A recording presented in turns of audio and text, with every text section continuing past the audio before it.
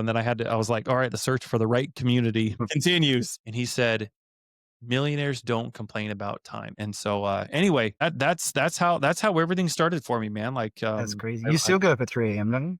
else and do nothing but that until they've made $1 million. In a year, I think they would be unrecognizable.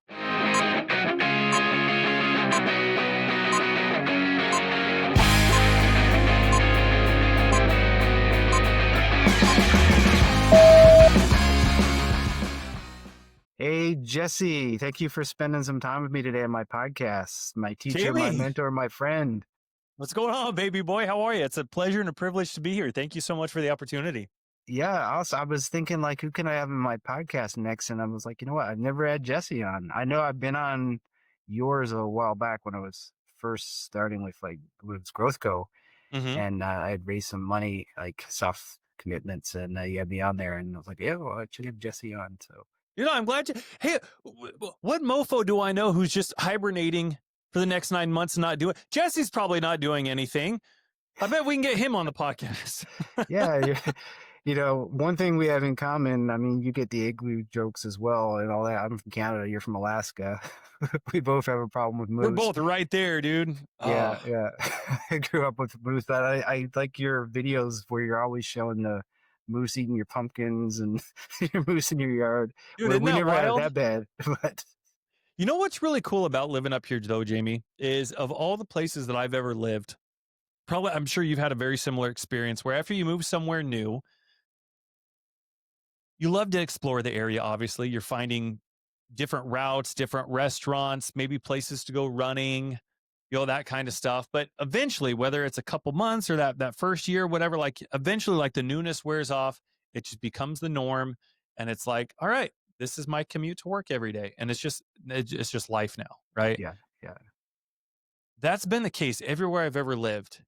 But dude, I've been back up here. I've been off and on in Alaska since 2010. I've been back up here since 2018. And I get I tell my this is the honest truth. My wife will order like a Walmart to deliver our groceries. Do Yeah. you use Walmart to deliver? Like, do you know they'll deliver to your house? I've done it before, yeah. Oh, so my wife usually does that. And now, like, since I noticed that she was doing that, I'm like, no, stop. Like, let me leave the house and go pick up groceries. Like, just give me a reason to get out of here. Yeah. But dude, every time I leave, like go pick up groceries or run to Walmart or whatever it is, man, to be able to see the view that I have and the mountains, and I Yeah. I I feel like it's my first day back in Alaska every time. Like the newness hasn't worn off for me, and I've been here since 2018 this time, so it's been awesome. I love it. Yeah, This it's is a definitely really unique beautiful. place. The pictures you've put online and everything. Yeah, definitely like love to get out there sometime. June, Yeah, yeah. That's the 3.0, right? yeah. Yeah. So I guess people don't know you. I think a lot of people do know you, but I think some people who don't know you, they might want to know a little bit about like how you got started. I know you started off with real well, you could get into it, but I know like you had Air Force career, then transition to real estate. Hmm. Now you're more into active income and just building businesses like more broadly, and with a big emphasis on AI. So you just take us a little bit through like that origin story. Hey, you ended up here in Alaska. Yeah. Yeah, absolutely. Yeah, like you said, I was in the Air Force. I was an instructor while I was in the Air Force, and man, I really loved that. That dude, that the best job I ever had, man, was being an instructor in the Air Force. It was like just one of the most fulfilling things I've ever done.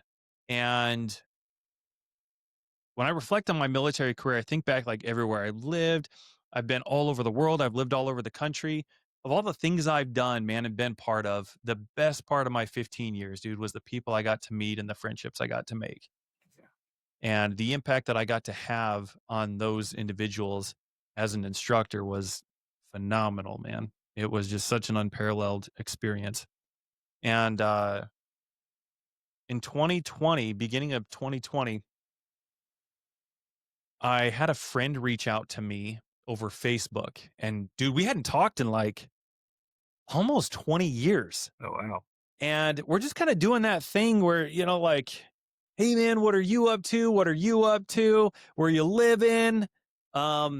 And and we're just kind of doing that whole thing. You got kids? How old are your kids? All that stuff. And he asked me, he says, Jesse, you ever thought about getting into real estate? And I'm like, yeah, I used to, before I lived in Alaska, before I moved up here in 2018. Before that, I was in Phoenix. And I said, yeah, thought about getting my realtor's license when I lived in Phoenix.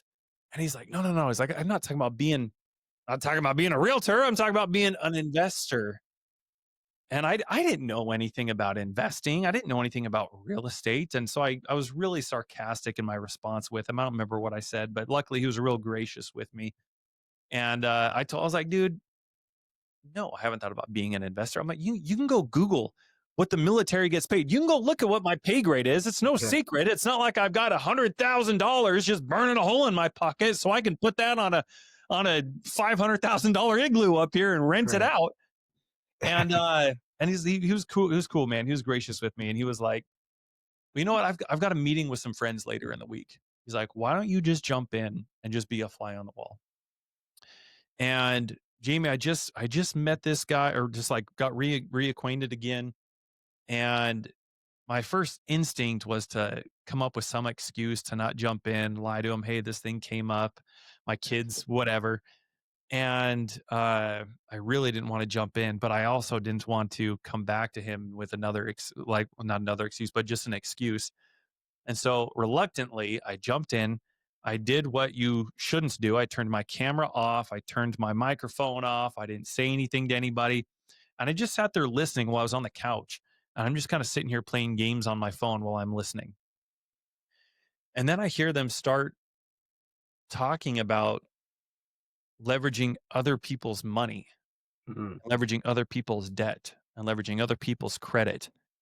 I'm sitting here playing games on my phone listening to this. And then I stop and I'm like, that's interesting. That sounds like a scam. I need to learn more about this. So that's kind of what started that whole rabbit hole, man. Okay. And he got paid a lot of money for this.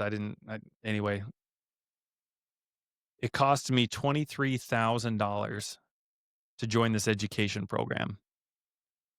And he's like, you can do what I do. Just you can do this too, Jesse. You can do what I do. It's gonna be 23 grand. Yeah. And and you can do it too. And I was like, I beg your pardon, 23, you mean 2,300? No, And 1,000. he's like, no, no, no, 23 grand. And I was like, I don't have 23 grand, man. And so he somehow convinced me to put it on to 2 credit cards. So I maxed out 2 credit cards, found out later that out of that 23 grand, he made $10,000 Oh, wow. in commission off of getting me to join. Yeah. But um that was my first rabbit hole. That was my first introduction to real estate. And I soon figured out that it was more of an education system as opposed to a community. When I took work as soon as I joined, dude. I took like 30 days of vacation Oh, yeah. so I could start consuming this content. And it had 8 hours of, it was like 6 to 8 hours of like recorded content. It Wow. was like really long and really dry.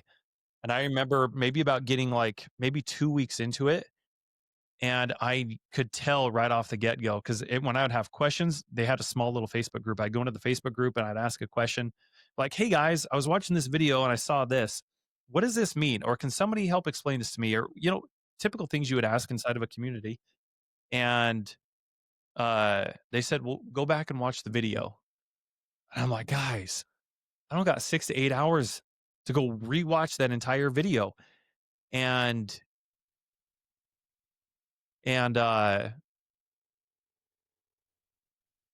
yeah, I could tell right off the get go, like after 2 weeks, that it wasn't going to be what I needed in terms of support. Hell, you know what?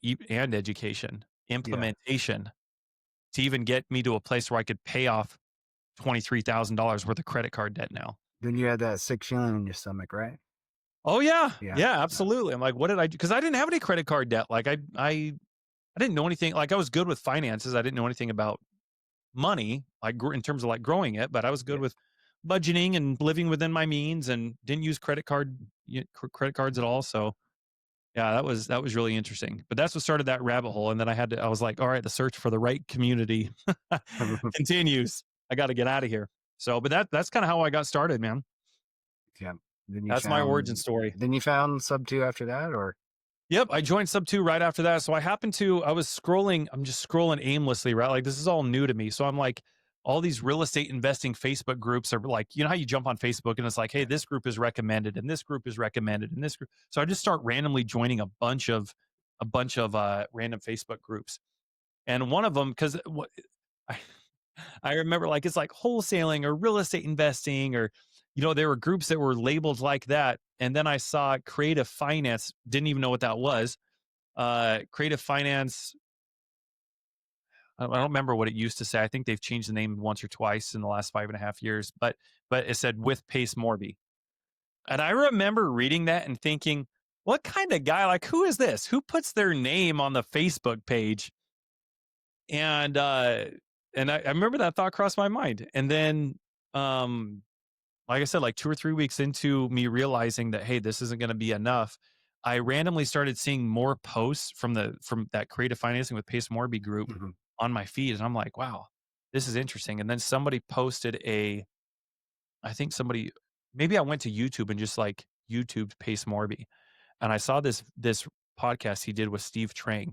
And it's Mm. still up there. If you haven't seen it, it's really, really good for anybody who wants to go watch it.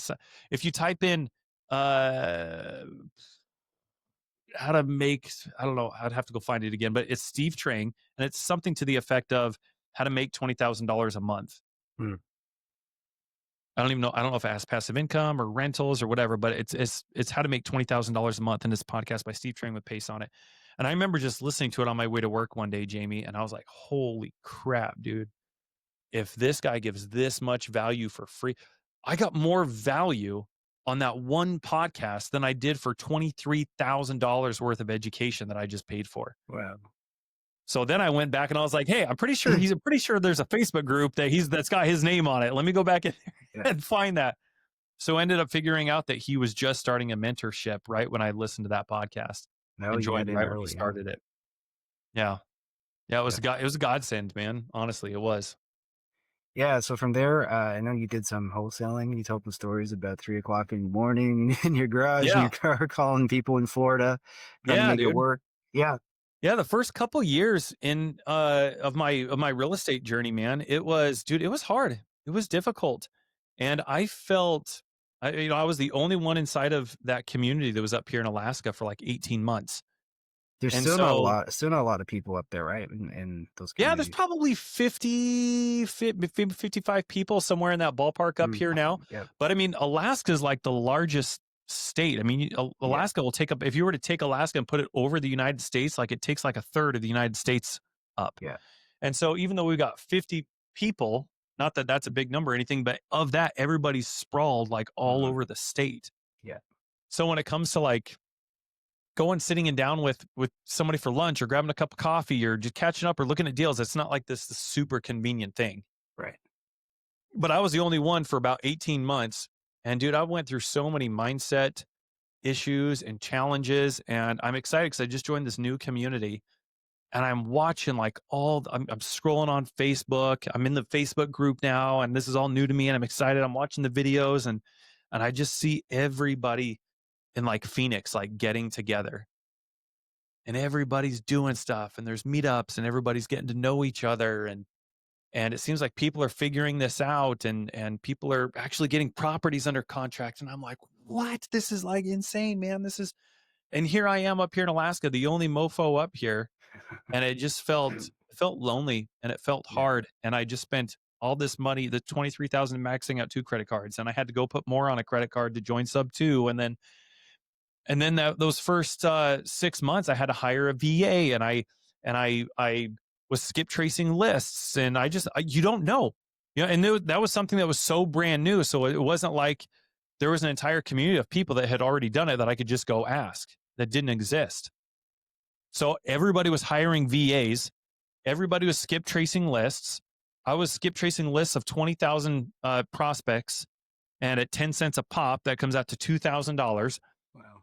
So nobody told me that I needed to call the list and then disqualify people, then call the list, then disqualify more people, then call the list, then disqualify more people, and then start texting. Like nobody told me all this. So I would have my VA call the list one time, and then I'd skip trace a whole brand new list and a whole dude. So Oh, I lost like another freaking like $20,000 in just systems and skip tracing and lists and VAs and tools and dude, oh my goodness. yeah, Dude, that yeah. first year was It adds up. bad. That adds up. Yeah. And I made $1,200 my first year in real estate. But I remember reading, this is something I'll share something. This was something that was really pivotal during those first maybe 4 or 5 months when I first got into it. Obviously, I'm in this place. I'm feeling discouraged. I am in the Air Force. Alaska's 4 hours behind Eastern time. Mhm. So I'm on this big time handicap as well.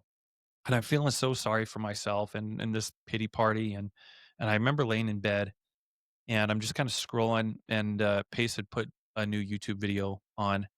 So I clicked it and you ever just watch a YouTube video and while you're listening to it, you're just kind of scrolling through the comments, reading?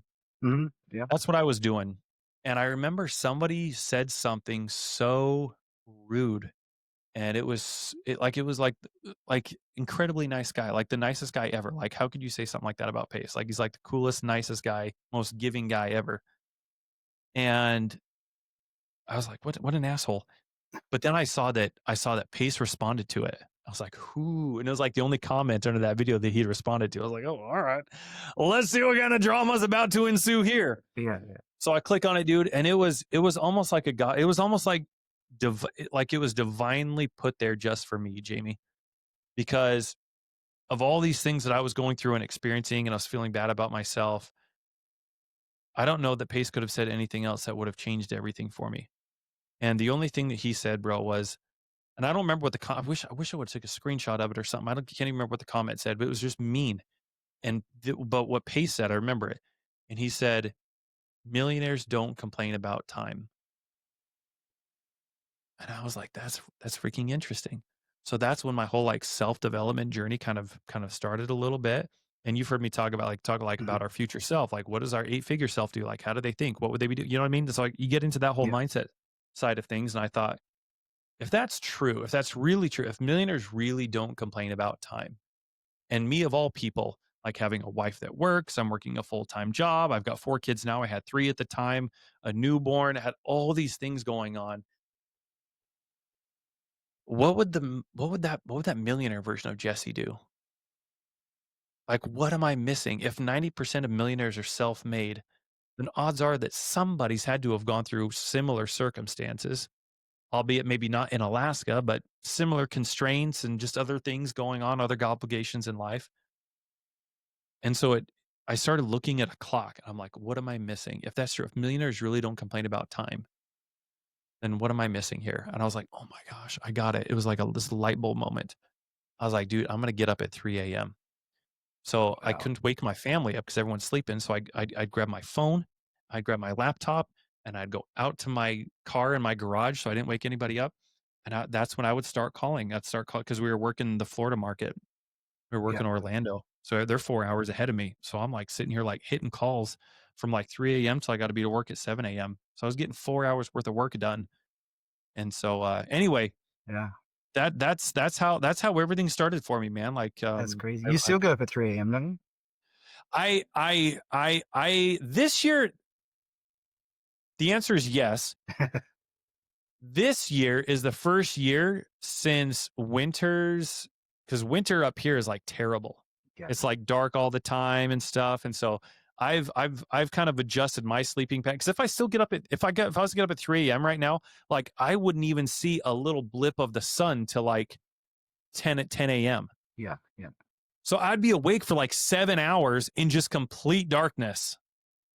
Yeah. And so I'm like, all right, I've got to adjust my sleeping pattern a little bit. So at least I'm not just sitting there in the dark In and the at dark. least I Yeah. can sleep through some of that. So I've Yeah. adjusted a little bit this year. It's taken a toll Then you have the after other problem in the 2018. summertime. Say that again. You have the other problem in the summertime with the sunlight. Oh, yes. Yes. That's a good problem to have though. Yeah. Oh, I Yeah. welcome it. I love it so much. Cool. So yeah, so from there, I know someone inspired you to start your first community. I forget, you told the story one time. Um, which became the Growth Co. And what you taught us in that community is very much the opposite of what you did when you started, which was wholesaling. Is more being the boss and figuring out how to delegate, how to use your time in the best possible way, and bring in the people that you need. So, what led you to that sort of next epiphany that you had? What led me to what? The next kind of that was like your next epiphany that you had in your um, trajectory, I would say. Um, uh, Maybe about 2.5, somewhere between 2.5 and 3 years in. Um, I woke up and I had this epiphany one day. I remember it was in September, and I had woke up and had this epiphany one day, and I'm like, man, here I am, a few years into this, and am I where I want to be? Like, well, I don't own any property. What am I doing?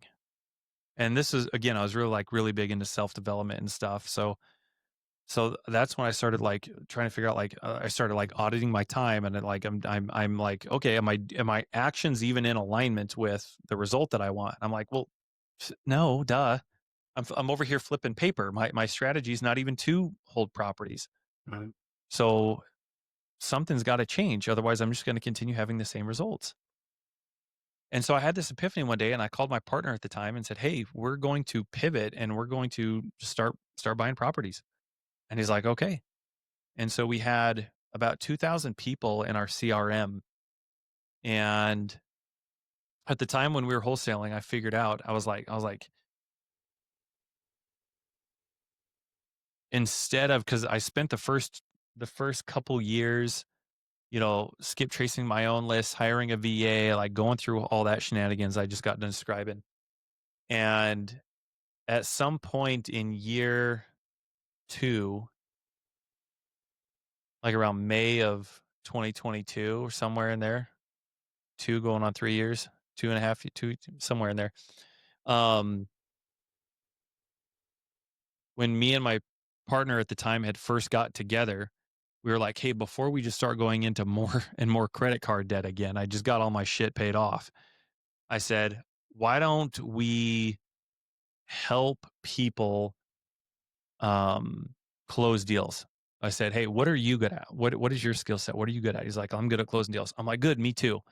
I said, what if we just start filling up our Calendly, which is like a calendar, Hmm.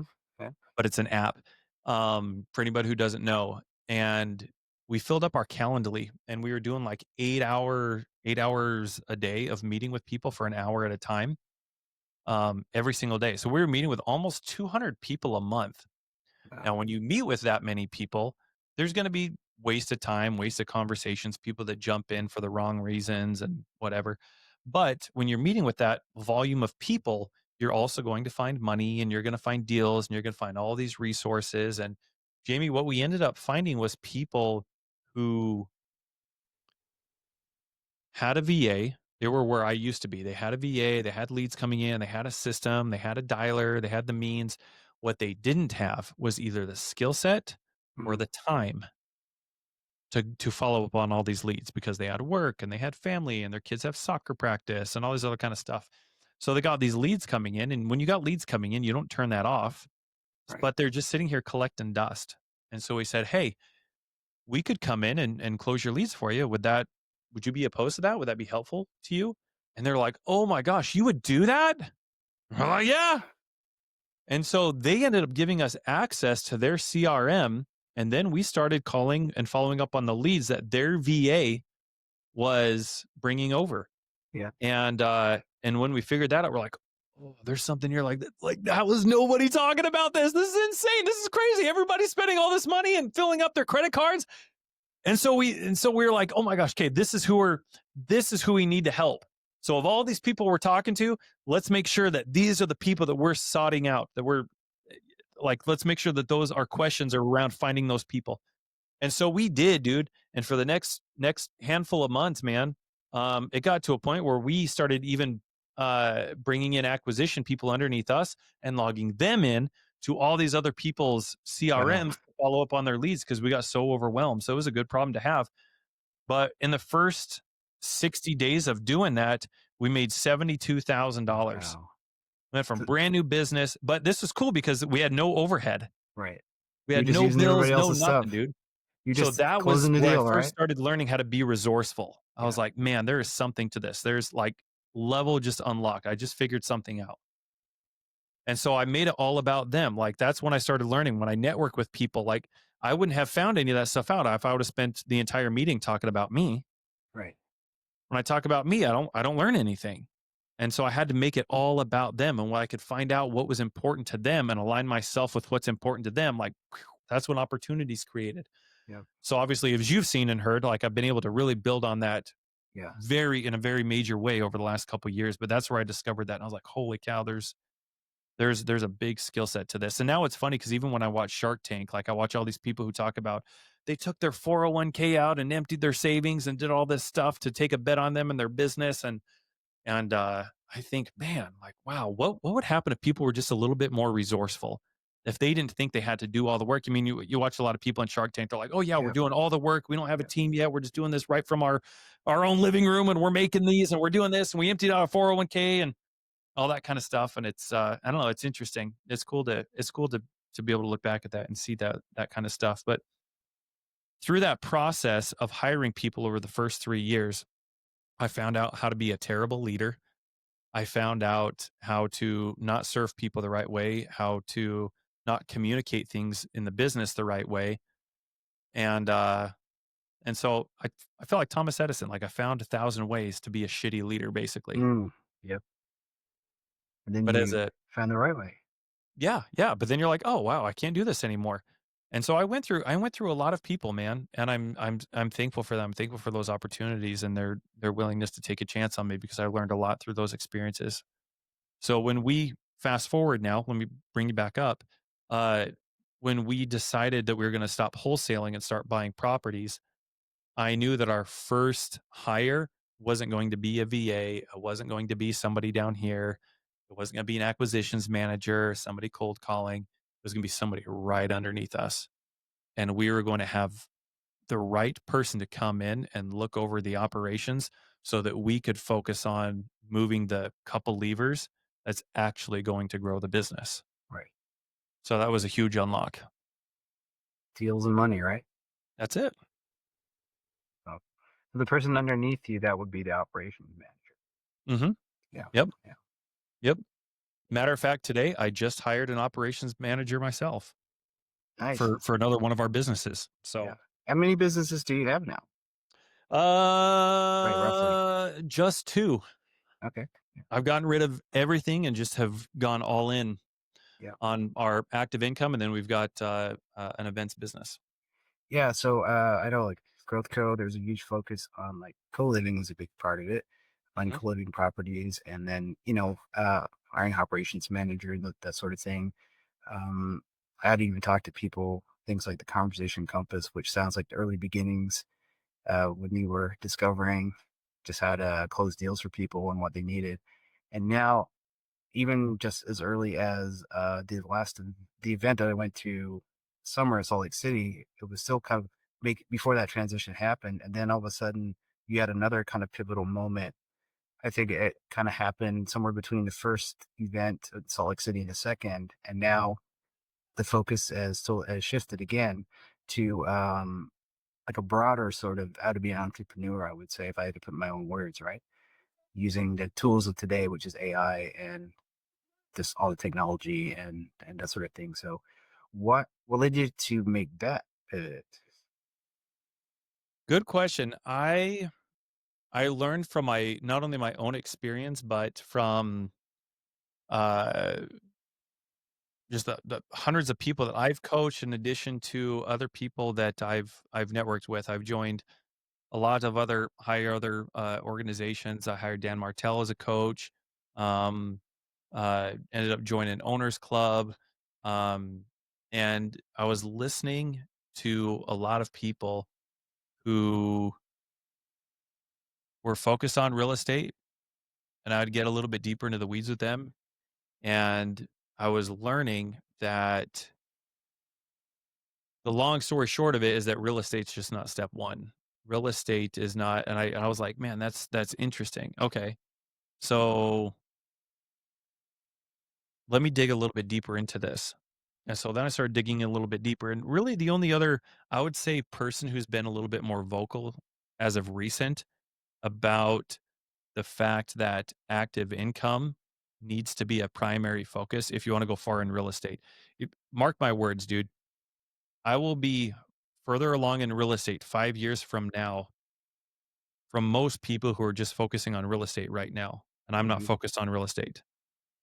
And I'll be a lot further along than them in real estate 5 years from now. So there is an order of operations to this whole thing. And um, there's higher leverage levers that you can pull that have a much higher ROI that's going to get you a lot further along if you're sequencing things correctly. And so um for what we're doing now, yeah, it's kind of more of a general sense sort of, but a lot of the not a lot of like all of the philosophies, all of the skill sets, all of the frameworks, everything that I taught in Growth Co should still 100% be applicable over here. Prime example, like, buying back your time. Like when you go buy the Cody Sanchez does this stuff, dude. Cody Sanchez will go look at a business that she wants to buy. She's looking at the financials, and the first thing that she's asking herself is, does this make enough where the first thing I can do is go hire somebody who's an operator, put them in charge of this business, pay them $100,000 a month, pay me $100,000 a month, and I'm hands off. And I've got somebody else who's smarter than me who knows how to run this business. And so that's the philosophy. Right. And so, like I said, like brand new business right here. Like I'm still doing it today. I did it today. I did it this morning at 6 a.m. Hiring an operations manager, like Mhm. still the same thing. So it's Yeah. still the same skill sets, but it's applied through the lens of you've got to go earn active income. One of the Right. things Dan Martell told me last year, he said, a problem that can be solved with money is no longer a problem. Yeah. I remember And you I telling me thought that. about that and I was like, man, that's really interesting. So any of the problems I would have in my life in general. And I was listening to some of the other problems that people have in real estate. Um, I mean, that's not when you to go buy real estate and expect there to be no problems is the exception. Yeah. Like the rule, I think people are buying real estate thinking that I'm not going to have any issues like other people have issues, but I don't think I will. And I think they're living under that guise of just wishful thinking, not having experience. Right. And then when something happens, and if they don't have the means, one of the things I've shared with you, dude, like one of the biggest losses I lost $35,000 on just EMD before, Wow.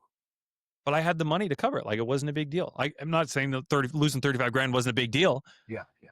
but I had active income coming in.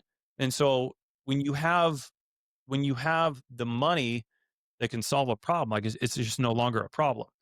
So that's applicable for anything that happens in your life. So my big philosophy is like people need to go figure out how to go create active income, and that is going to remove so many, it's going to create bigger problems, but those are problems that you want, like hiring the right people and then putting right processes in place. Like that's a much better problem to have than you can't pay your bills.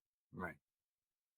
And so I think everybody should go build a business. I think everybody should learn how to monetize their gifts, their talents, and their experiences, and learn how to communicate that value to somebody else and do nothing but that until they've made $1 million.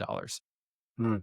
And the reason I say $1 million is because all the problems that you're going to uh, experience between a business having $0 and $1 million is such an insurmountable amount of problems that the person that you will become is what's required to then start diversifying your portfolio after you've made $1 million. Too many people are starting out from ground zero and they're like, oh, I'm going to do this. Oh, but I'm going to do this on the side, but I'm going to do this, but then I'm going to do this. And they have no idea. They have no idea how to hire. They don't know how to buy back their time. They don't know how to put systems in place. They don't know how to communicate their value. They don't know what the issues are in their business. So you really do got to stick with one thing. So if you can do that, I think everyone should go make $1 million. That's step one. Step two is now start buying real estate. Now start funneling that money into real estate. That's the strategy. Start leveraging real estate to like the 1%. Ryan Pineda said he was on a podcast. He was like, I don't know anybody. Of everybody I know, I don't know anybody. I don't know one person who has ever gotten where we are and all they're doing is just buying property. And the guest that was on, I don't remember who it was, but he was like, yeah, no, I agree. He's like, they all have some form of active income coming in. So with the active income, I guess, a lot of people, their active income when they're just getting started, um, because they're W-2, right? Like working professionals kind of thing. Mhm. Um, and, they're also the people who, like myself, you know, feel at times very stuck, right? Because you're kind of chained to that, um, the safety of of a regular paycheck, right? Mhm. And, you know, they have the motivation, they're doing the right things, taking the education, they're doing, but like, what do you think the one thing, if you could say if there is one thing, to kind of break people from that pattern of being stuck and then just getting to the next step? Be more specific because I think you're asking a specific question, Yeah. but I've got Um, about a million different things going through my head right now on how to answer that. so I hear like a lot of, real estate meetups and everywhere. And anytime I talk to someone who's working at W-2, that is the one thing that I guess it gives them the fuel to learn these things and to dip their toes in and learn about real estate and maybe do a couple of investments here and there. But it's also the thing that holds them back and keeps them stuck in that, not scaling, not moving past that. And I think it's a lot of times it's a mental block or something. I just wonder if for all the people you've coached, is there anything in particular that you've found, like advice that you've given people, to help them kind of see their way through that? Mm.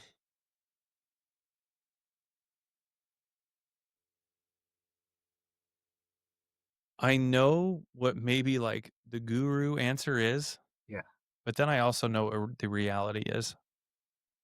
And the reality is there's nothing you can say to make people go and do it. Right. You can lead a horse to water. I think part of the reason why there's only 1% of people that make it, it's not from a lack of ability, it's not from a lack of skill set. I don't even think it's a lack of knowledge. Um, I think it's that most people aren't hungry enough. Mm. I think most people know what to do, but they won't do enough of it. A big part of this as an example, like is social media. Right. Nobody can do whether you're in real estate or whether you're trying to go earn active income, whatever it is, nobody can do business with you if they don't know you exist. Like you can't just sit in your house and then people are gonna be like, man, I bet there's a guy. And I bet his name is Jesse Stanton. I bet that mofo lives in an igloo in Alaska. And man, you know what? I just have this hunch that he could help me with this. Yeah. I'm going to shoot him a DM. And so even doing something like posting twice a day can make all the difference. The algorithm's paying attention. It introduces you to more people. Like you don't even have to have good content. You can have crappy content. And just by sticking with it, just by a mere consistency, I love what Alex Hormozy says. He says, do so much volume that it would just be unreasonable for you to not succeed. And I found that to be true. I found that there are people that are, they can be dumber, but if they're outworking you, then your intelligence is irrelevant. Like who cares how smart you are? Who cares how much you know if somebody dumber than you is out there outworking you? And you can see the level of hunger in somebody by how fast they're willing to execute. Right. I mean, you're proof of that. I mean, in Alaska, I mean, this is how I found you was through social media within the Subto group, and just once I interacted with some of your posts, I just saw more of them, and I'm like, Jesse, didn't I get on the phone? I think it's Carolyn, and then I didn't join right away, and then I'm like, went on, did my thing again, and then I'm like, you know what, I'm gonna circle back on Jesse, and then I did, and I joined. It was like, and it's been the greatest, one of the greatest decisions I made, I think, since I went into want to be an entrepreneur and being an entrepreneur. So Well, thank you. I appreciate that. I appreciate that. That's the cool thing, dude, is like this whole entrepreneur thing, like it's somebody anybody can do. But there's only 1% of people that are just willing to do it. But the cool thing is everybody it's equal opportunity, man. Like anybody can do this. I am not I'm not trying to like put myself on a pedestal by being the most humblest person out here, but I'm really, dude, like I'm not that smart. Like I wasn't like a valedictorian. I wasn't smart in school. I think one of my strengths that I have developed is I'm willing to look stupid and I'm willing to I'm willing to try new things. I did a Zoom today. I do a weekly free Zoom. And on that Zoom today, I just felt kind of compelled to try something different. And it was a pretty faith-driven Zoom. It was all about God and our talents and our obligation to be good stewards of the gifts that he's given us. And I personally believe, Jamie, that not only are we put here to be tested and our good deeds versus our bad deeds are going to be um, judged when we die, but I also think part of the judgment that we're going to have is I gave you these gifts and these talents. Like, how good of a stewardship yeah, did you exercise with what I've given you? And if you haven't done it, then I feel like that's part of what will be judged for. So anyway, yeah, I that was I've never done a Zoom like that before. I've never done a Zoom where the entire thing was about God and our talents and our obligation here on earth and the way that we need to serve and the impact we need to have. Never done that. That was a huge risk on my part. And I've always been told you don't mix business and politics or business and faith and church. So that was kind of just a risk I took on my end, but I was willing to either look silly or have people be like, "This was stupid. Don't yeah. want to be part of this," whatever. And I don't know. Like That's cool. I think people keep coming back to your Zooms and everything because you are authentic. Like you you just lay it out there, and you don't. You tell us what we need to hear, even when we're not ready to hear it. I think so. I'm So everybody's biggest cheerleader, dude. Like if nothing else, I'm not the smartest person or anything, but I love people, dude. Like I said, like that was the best part of my military career. That's the best part of what I love to do now. I'm humbled and grateful that I just get the opportunity to just hang out and love on people, man. that's all. Yeah. Um. So you've seen like your students, like me and other people, like evolve over the past year, some of them 2 years. Like looking back on our journeys, I guess there's probably certain patterns that you could see in certain things, like maybe missteps that we've made along the way or things we could have done differently. If someone was to rewind, I guess, back a year ago to the point that we were in, knowing what you know now and just seeing how we've progressed, or maybe you think we could have progressed more being your students and things. Is there any kind of advice you can give someone, like just from that experience of just coaching so many people and seeing where they succeed, seeing where they misstep? There's two things that, in my experience, if somebody made this a priority and didn't deviate from this, like they be like I'm talking about like obsessed.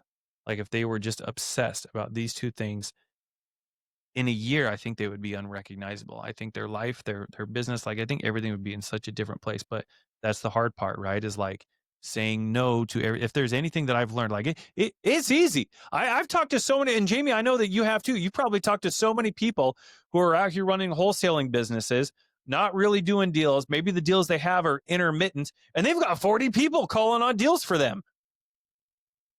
And they're trying to run a team, and it's like you have like you just it makes zero sense. Anybody can be like, oh, let's add this and let's add this and let's bring somebody in to do this and bring somebody else to do it. Let's get 10 more people in here and do this. Anybody can overcomplicate something. That's the easy part. The hard part is trimming everything away. Mhm. That is the The hard hard part. part is simplifying everything. And it requires a lot of self-reflection. It requires um a deeper level of understanding of your skill sets, what skill sets you're lacking. And I think the two biggest things that anybody could do is number one, focus on becoming a world class leader. Now, for anybody listening to that, I would urge you guys to go get a pen and a notepad and start writing out, like go through this exercise. Like, what are the components? What are the characteristics and what are the traits? What is the makeup of what you think a world class leader is? And how do they think? And how do they act? How do they speak? When do they speak? How do they listen? When there is disagreement, are they responding or are they reacting? And there's a difference. Are they trying to understand or are they trying to be understood? And this whole game of life, bro, obviously to include business, is all your ability to understand people. People drive the entire thing. So if you can focus on and start building all of these characters, that's you want to go be a good capital raiser. The best capital raising book I've ever read in my entire life. How to Win Friends and Influence People. Yeah, and it's not even That's about raising money. you need to learn how to talk to people. You need to learn how to listen, how to understand what people want, and then communicate the value of how you can help them get what they want. And that's true whether you want to wholesale deals and you want to you're cold calling and talking to sellers. That's true whether you're talking to wholesalers and trying to source deals. That is true whether you're trying to raise capital. That is true whether you're trying to build active income. That is true whether you are trying to build a business and build a team and hire an operations manager. Um, it's true with literally everything. There's this new guy I was watching. Well, he's not really new. I guess he's new to me. Had I've been he's been popping up all over social media. He was just on Diary of a Podcast CEO Diary of a CEO podcast, and a couple other big ones. His Oz or Ooze or Oz Perlman. Okay. He's he's like this mentalist. Oh, okay. Dude, you gotta Yeah, yeah, yeah. He's the one, and I think he actually works for an NFL team or something. He does like things with them, and he's like, he could tell you your PIN number of Yeah, he your guessed ATM. Joe Yeah, Rogan's yeah, PIN yeah, number. yeah. Yeah, so I watched like 3 podcasts of his last night. I binged like 4 or 5 hours worth of his content last night. I was laying in bed, and it was interesting because he's not psychic, it isn't magic. What he's gotten really good at is how to win friends and influence people, but it's on a whole like, it's like modern. Yeah, Like, that book was written almost 100 years ago, but it's like modern now. It's like he is watching every little thing that you do. It's just reading people, and that's basically what save yourself 5 hours of podcasts of watching it. Go watch at least one, yeah, but that's about what that could be summed up to. Like, he's so good with listening to people, watching their movements, and just kind of piecing this puzzle together. And it gets people feeling a certain way. And it's like, man, I can't help but to really. And he tells his origin story of how he got started and yeah. how he was in this restaurant and he was trying to do magic tricks for people in this higher end restaurant. And And a lot of people were there, for their anniversary, and they're like telling this 14-year-old, they're like, get the hell away, get out of here, get out of here. So he had to face rejection early, and then Right. he had to figure out, all right, inside of 5 seconds, how do I get somebody to lean in and to be curious and get their attention? And so he did. And so he's been working on the skill since he was 14 years old. So I think he said that he's been working on it for like 3 decades or something now. Wow. And Yeah. but anyway, all this to say, like, you get to see it with somebody who's going viral right now on social media, but it's all about what we're talking about right now. Like, it's all about understanding people. And if you focus on becoming a world class leader, there's nothing you can do. One of the things I'm focused on this year is so I actually haven't announced, I haven't even announced this yet, dude. This is gonna be the Oh. first time I've announced this. Uh we are myself and a handful of other owners club members are going to be putting on a really, really big event all around how to go make active income 2 days before squat up. Mm. So everybody who's going to squat up and wants to be part of a 2 day workshop, you're going to want to be part of this. And so the reason I'm sharing this with you is because these are the types of things that I like to focus on. So for in order for something like that to come to fruition, I had to understand how to communicate the value of putting on a 2 day event to other owners club members and explain to them how they benefit from all of us being able to collaborate and do things at a little bit higher level that serves a greater number of people. Yeah. That same skill set I'm not only using to do this, but I'm putting together something called a Dream 100 list. Mm. So it's basically 100 people, and you can do this too. And anybody listening, like, you want to 10x your business, like, here's a good strategy. Put together something called a Dream 100 list, and it's basically a list of 100 people that are like really high caliber people that are doing what you want to be doing. And if just as an example, just so you understand, like, this isn't like a list of nobodies. Like, go put Grant Cardone on that list. Go put go put Dan Martell on that list. Go Right. put, whoever.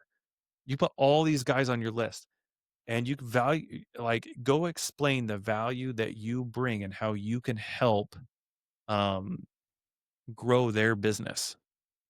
And so that's something that I'm focused on in the first quarter. I'm going to try to get through all 100 people in the first 90 days of 2026. I'm in the middle of putting my list together now. That's my goal between now and the end of the year, is to get this Yeah. list solidified.